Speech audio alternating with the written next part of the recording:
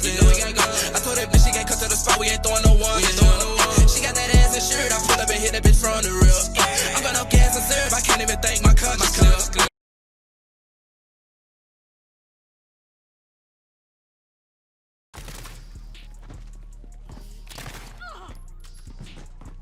Hey, what's up, y'all? It's your boy Ismail. We back here with another video. It's actually a video I've been putting off for a long time. I'm finally doing it, ranking all of the Call of Duties. This is me doing it myself, right? Last time I copped out, you know, I did like a little tier list on my podcast. Nah, this is the 100% biased, because I feel like these are the best top 10 lists. Of course, I'm gonna be biased, but I'm gonna give you my reasons, right? And it's not like any of these aren't debatable to me, or you can't talk to me one day and my opinions might change, right? I want to know how close this is to being the correct Call of Duty top 10 list of all time. Go ahead and let me know in the comments down below. I got links for the podcast I was just talking about, you know, links for everybody, all that down below. Make sure you leave a like on the video, because this video is going to take me a long time to go ahead and edit. So shout out to you if you're watching this, because we're going to get down into the nitty gritty about these Call of Duty games. Y'all have to understand, COD is full of great games, but even those great games have some BS, you know, and we're going to see just a little bit of that today. But, you know, let's go ahead and just get right into the list, and let's go ahead and start with the honorable mention. Haha, just kidding. You got pranked. Put you on YouTube clips. You're caught in 4K. Yo, go ahead and leave a like on the video and comment your top 10 CODs below, because we're just gonna go ahead and get into the actual list right now. Coming in with the number 10 spot, we have Call of Duty Ghost. Now I know what you're thinking. Wait, Call of Duty beat out X Call of Duty for 10 spot? Why Call of Duty for 10 spot? Yes, it did, in my opinion. I'm gonna start off talking good about Call of Duty Ghosts, because I feel like it used to get trashed on a lot back in the day, because, you know, it came out after one of the greatest games ever, so it had such high expectations. It had pretty decent maps, even though Strike Zone is a remake. It had Sovereign, it had Octane, it had good guns, right? Which means that with a decent map pool and good guns, it means that the pubs were actually playable, especially later on when the lobbies got a lot less toxic. It had amazing personalization. It was way ahead of its time in terms of personalization, because it gave you your own operator, gave you your own outfit, and they had like crazy outfits also. The Extinction game mode was fun for a little bit, and you know, it had some decent ideas, but they tried to change a lot. The kill streaks in that game were definitely trash, and they didn't match some of like the bigger maps and some of like the indoor maps. The Vector was way overpowered, like way better than every other gun at one point in the game, especially when it had a muzzle brake. The dog was very annoying to play against, and I don't know who had the idea of taking UAVs out of the sky and placing them on the ground so people can just, you know, punch them like that. You know, Ghost is number 10, and I don't think it's, you know, I don't think it's really much up for debate. So we're just moving on to the goddamn next one. Coming in at the number 9 spot, we have Cold War. Now, I'm not gonna lie, I'm gonna keep this kind of short because I don't have a lot good to say about this game. Gunfight was a great idea, right?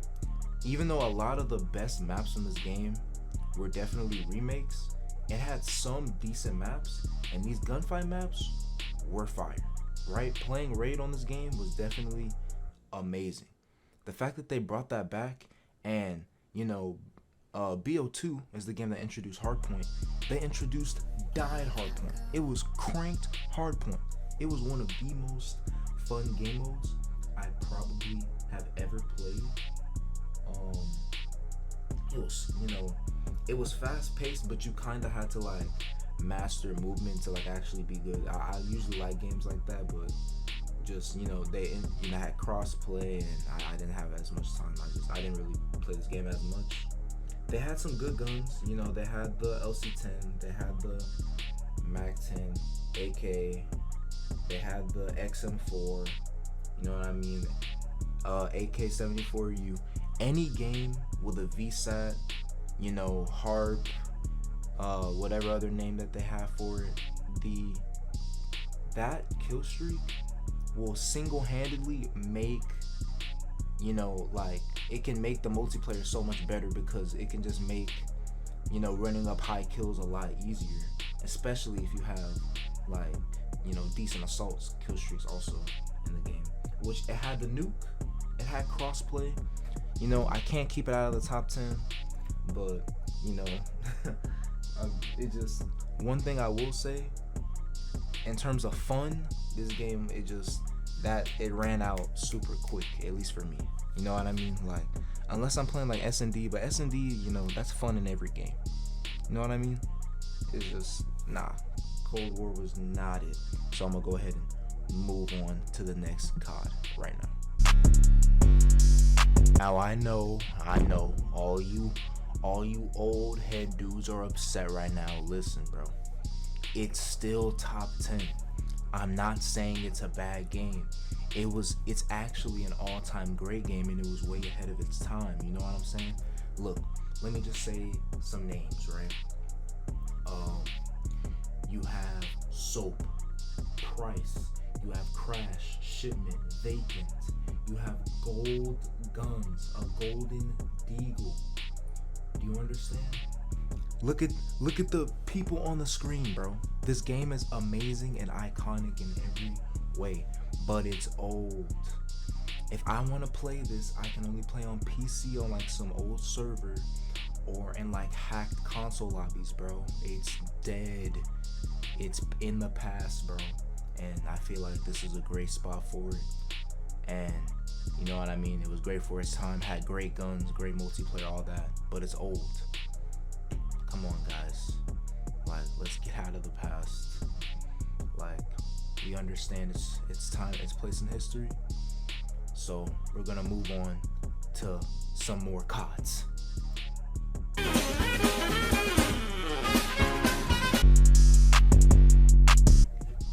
This is where a little bit of my bias is starting to show. I've always thought Treyarch has been the more innovative, the more creative developer. Look at it. You have World at War, right? It was World War II, Call of Duty done right. Fire maps, Dome, Outskirts, fire guns, MP40, M1 Grand, the car. They had fire game modes. They had war. They had zombies. The first zombies mode with fire zombies maps. They had the ray gun. You could get the ray gun in multiplayer. Or wait, no, not in multiplayer. Well, unless we're hacking, which of course everyone knows that game was hacked to shit. But you could get the ray gun in the campaign. Like, they really outdid themselves with this COD, and the fun factor was there for this game. You know what I'm saying? So it's taken the number 7 spot. We're gonna go ahead and we're gonna move on to the next one. Coming in at the number 6 spot, we have, you know what I'm saying, every Warzone player's favorite COD. Listen, Warzone was a great idea. It was executed well. Warzone at times, I feel like, is what Battlefield, hopes to be, just without all the jets and tanks and vehicles and all that. But introducing crossplay in this game set a new precedent, right? It was revolutionary. I think Call of Duty is one of the big boys in gaming, and whenever we make a decision, it sets precedents, right? We have some decent maps, some good remakes, but let's be honest, Shoot House saved this game. Shoot House and Shipment saved this game. We had the fight, like having game chat and actually having people be in game chat, like kind of be incentivized to use it, I guess, is amazing. We need to always have this in every single COD. Gunfight tournaments was an amazing idea. What were they thinking with Cyber Attack Pro? It's literally old school demo where you're watching a nigga spawn and die. It's unacceptable. Anyway, I think, you know, it has some amazing guns, some fire gunplay, and really the movement in that game is just, it really what makes the difference. If you are on PC, if you're not on PC, really you're just at an automatic disadvantage. I could be honest. The PC player you're going up against, you just have to be better than to beat, because if he can just get to his spots and, you know, shoot you before you can move, it's over, bro. Anyway, we can go ahead and we can move on to the next Call of Duty.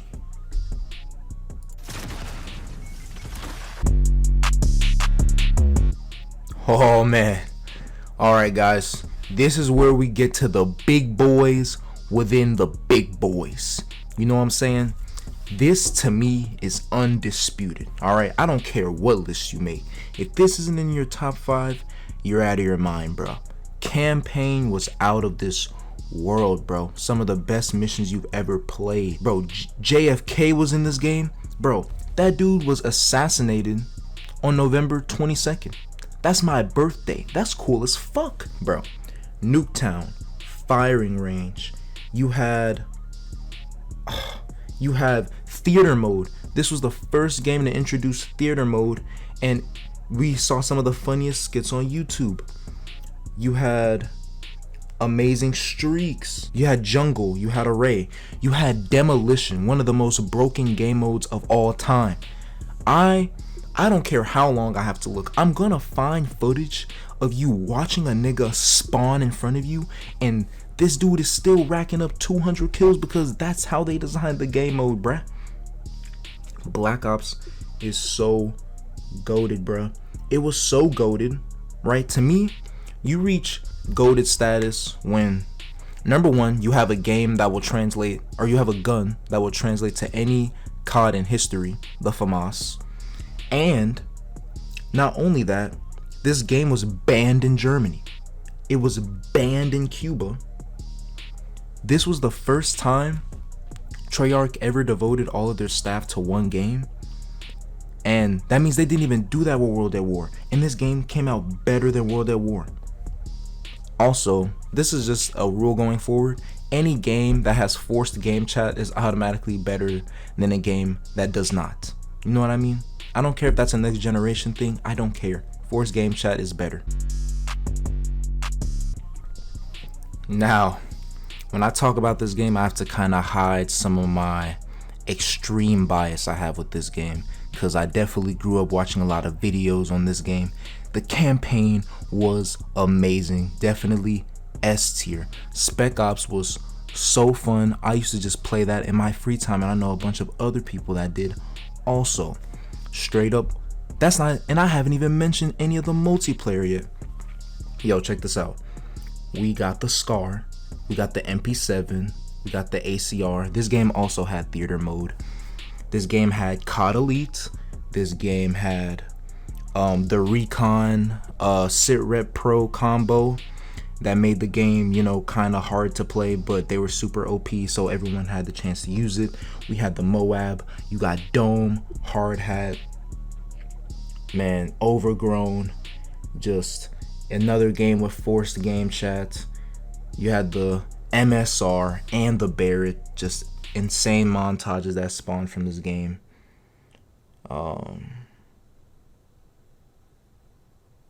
Yeah, Village. It was just it was one of the it was one of the best games, bro. Just, that's all I have to say. I really don't have anything negative to say. Let's, you know, we can watch more clips. I'm just gonna be quiet for like 3 seconds. No, I'm not. I need you guys to understand, this game on a different day, I'm not gonna lie, it's not number 1, but it can definitely be number 2 for me. But right now, it's number 3, straight up. We don't even gotta get that deep into it.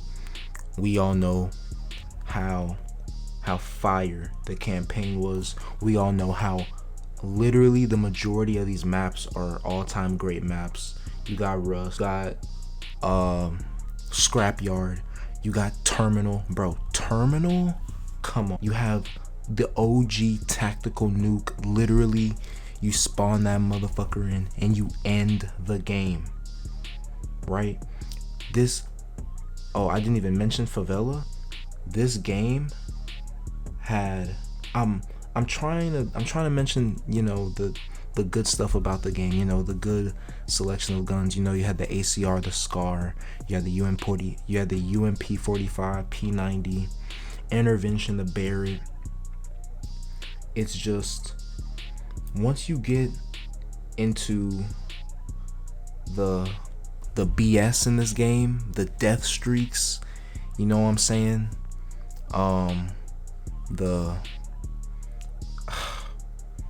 Because I mean, Spec Ops was great.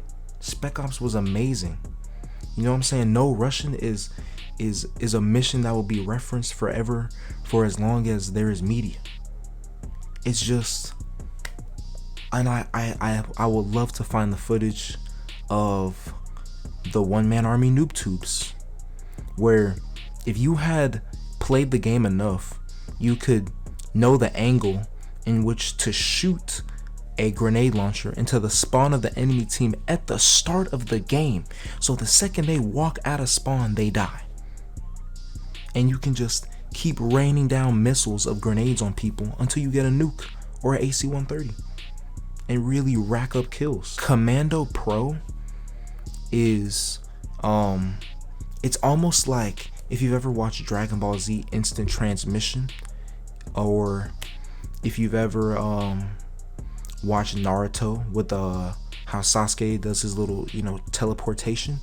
It's just, the guy sees you, he presses a button, and the distance between you two, despite the fact that it's a great range, his melee is just closing that distance, yo. You had, this is pre-patch of course, you had dual wield shotguns that shot farther than some sniper rifles. Yes. And of course, you know, I'm not the type of dude to exaggerate. I'm gonna show you footage. It's just, MW3 is all-time great. We don't need to harp on that. But it's top 3, undebatably. Let's move on. Oh shit, man. Now, you have to understand. I need to get this off my chest before I even get into why this game specifically is top 2 and arguably number 1 for some people. Anyone that would dare put AW anywhere near a top 10 list for Call of Duty for any reason, let's just say that BO3, I don't want to curse too much, so I'm gonna say it craps all over AW in every single way. It is what AW wanted to be. It had advanced movement, and guess what? It actually wasn't trash. It was balanced. It was more skill intensive. Even though, especially on some maps, you could like literally like fly, but you know what I'm saying? You had to like watch pro players and stuff like that to know that. But anyway, arguably the greatest zombies in the series, because they brought back so many maps, and with just the fire movement, it made the zombies just so dynamic. Who remembers that BO3 beta? Like, this game had a beta. Like, this is arguably the best. Actually, no, I'm not gonna say arguably. I think this is the best COD of the last generation, PS4 and Xbox One. It's just, it was such a W, no lie. You got Combine, you got Fringe, you got Stronghold, Nuketown, you got the specialists. But listen, whoever designed Hive, you 100% deserve to be fired. I don't care. I don't care if you have a family. That was just, you need to find another job. That was just a mistake that you need to be held 100% accountable for. If you, like I said, if you watched Pro play that year, shout out Team Envy. They won that year. This game was just so fun. You know what I mean? It is arguably the most fun COD, but unfortunately, you know what I'm saying, it's not. Sorry to I'm gonna be honest with you guys. If you were to ask me however many years from now on my deathbed, why do I think Black Ops 2 is the greatest game of all time? This is what I'm gonna say. Every single gun from top to bottom was amazing, and I would argue all of those guns could be brought back in every single other COD. It created the pick 10 system that so many other CODs like use variations of and copy today. BO2 was so innovative and just so ahead of its time. It was honestly created just at the perfect time. I played this game from the moment it came out until like 2016, like when I fully switched to PS4. Like, it was that bad. I had an addiction to this game because the maps were fire.